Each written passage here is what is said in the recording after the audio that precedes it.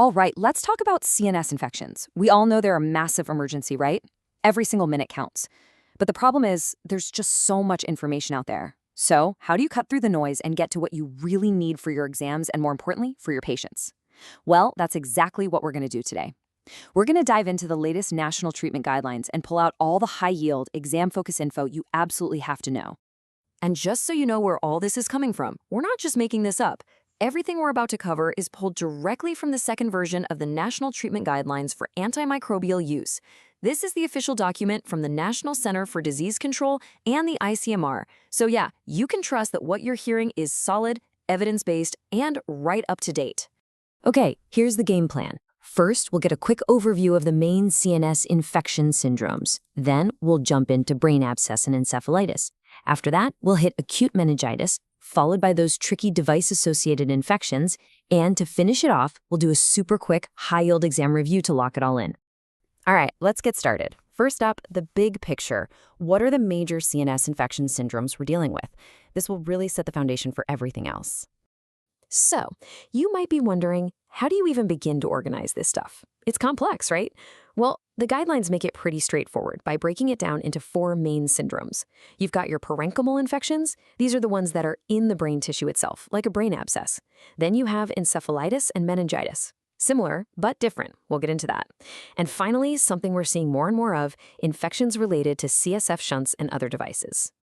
Okay, let's dive into that first category, parenchymal infections. We're going to look at 2 big ones here, brain abscess and the encephalitis syndrome, and see exactly what the guidelines say about tackling them. So first, brain abscess. The really important thing to get here is that it's not a static thing, it's a process. It starts out as this mushy, inflamed area in the brain. We call that cerebritis. But over time, the body tries to wall it off, and it develops into this encapsulated pocket of pus, kind of like a pimple inside the brain. And seeing that progression on a scan is key, because it totally changes how you're going to treat it. Now, this is where the real clinical detective work comes in. Who is the culprit? Well, it completely depends on your patient. If they're immunocompetent, you're thinking of the usual suspects, strep, maybe some anaerobes. But if your patient is immunocompromised, oh boy, the whole game changes. You have to start thinking about weird stuff like nocardia, toxoplasma, and fungi. And, super important for us, in India and East Asia, you always have to have tuberculoma on your list of possibilities. It's a huge differential. Okay, so what's the treatment plan? The guidelines are actually pretty clear on this, and they base it on size. If you've got a small abscess, less than 2.5 centimeters, and the patient is doing okay, you'll probably start with something like ceftriaxone plus metronidazole. You absolutely need that metronidazole for the anaerobes. But if things are looking more serious, maybe the abscess is bigger, or the patient is really sick, you've got to bring out the heavy hitters. We're talking meropenem plus vancomycin to cover all your bases. All right, let's switch gears to encephalitis syndrome. Now, this isn't a walled-off pocket of pus. This is the brain tissue itself being inflamed. It's on fire, basically. And that means direct neurological problems. If there is one thing you take away from this section, it's this. You have to act fast. The guidelines are screaming this at you. Get your samples, but start treatment right away. Don't wait. Seriously, time is brain. And this is a perfect example of why knowing your local bugs is so important. For viruses, you've got the common ones like Japanese encephalitis and HSV, but then you've also got these really scary regional threats like Nipah. And it's not just viruses. On the bacterial side, of course, there's TB, but you also have to think about things like scrub typhus, which is a huge deal in certain areas. You have to know what's in your neighborhood. So because the causes are so varied, your initial treatment has to be 2. It's a 3-pronged attack. First, and this is non-negotiable, you start acyclovir. Why? Because you cannot miss herpes simplex encephalitis. It's treatable, but devastating if you delay. Second, you add ceftriaxone. This is to cover your back in case it's actually bacterial meningitis mimicking encephalitis. And third, depending on where you are, you throw in doxycycline. That's for scrub typhus. See? It's a beautiful syndromic approach. You're treating for the most likely and most dangerous things all at once. Okay, moving on from the brain tissue itself to its protective lining, let's talk about acute meningitis. We're going to focus on the bacterial culprits here. All right, these are the big ones, the absolute must-know pathogens for bacterial meningitis. You've got to have these memorized. Strep pneumo and Neisseria meningitis, those are your top 2 for sure. H-flu is thankfully less common now because of vaccines, but it's still around. And then there's the one you can't afford to forget, Listeria monocytogenes. It's sneaky and shows up in specific groups of people. So when it comes to treatment, you can't just have one recipe. Your base is usually a high-dose third-gen ceph, like ceftriaxone. But you have to think, is there a chance of resistant pneumococcus in my area? If so, you've got to add vancomycin. Then you think about the patient. Are they immunocompromised? Are they pregnant? If the answer is yes, you must add ampicillin. And here's why. That's your listeria coverage.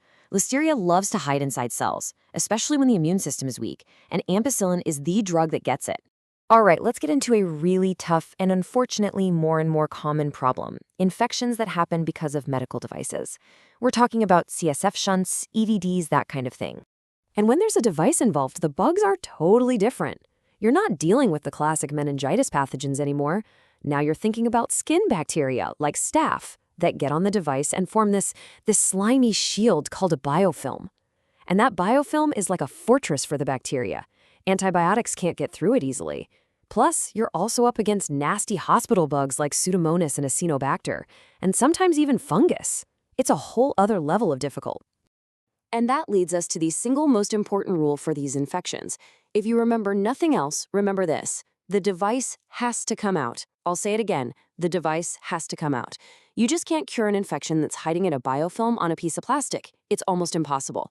Once the device is out, you treat for a couple of weeks depending on the bug, and sometimes you even have to inject the antibiotics right into the brain's ventricles. Okay, deep breath. We've covered a ton of ground. Now let's switch gears and lock this all in for your exams. We're moving into the rapid review section. Think of this as the ultimate cheat sheet with key takeaways and some classic Viva questions. Here are 5 rules you absolutely have to burn into your brain. Number 1, you even think it might be viral encephalitis, you start acyclovir, period. Don't wait. Number 2, your meningitis patient is immunocompromised, ampicillin for listeria, every time. Number 3, brain abscess bigger than 2.5 centimeters, call the surgeons. It probably needs to be drained. Number 4, shunt infection, the shunt comes out. And number 5, the golden rule for all of ID, get your samples before you give the first dose of antibiotics, always. Okay, Viva time. Question 1. You're treating listeria meningitis. How long is the course of antibiotics? Think about it. Is it the standard 10 to 14 days, or do you need to go longer for this one? Next question. Picture this. Patient has a brain abscess. You want to give ceftriaxone, but they have a severe penicillin allergy. Now what? What's your go-to antibiotic combo based on the guidelines? Last one. This one connects your treatment to your geography. Let's say you're practicing in a certain part of India and you add doxycycline to your encephalitis treatment. Why? What specific bug are you worried about? All right, let's boil it all down to a 30-second summary. If it's an abscess, think ceftriaxone plus metronidazole. If it's encephalitis, think acyclovir plus ceftriaxone. For meningitis, it's ceftriaxone, but you might need to add vancomycin or ampicillin depending on the situation. And for a device infection, think broad antibiotics plus, you guessed it, remove the device. At the end of the day, it's not just about memorizing drugs. It's about looking at the patient, figuring out the syndrome, and then choosing the right path. Get that right, and you'll be well on your way to mastering CNS infections.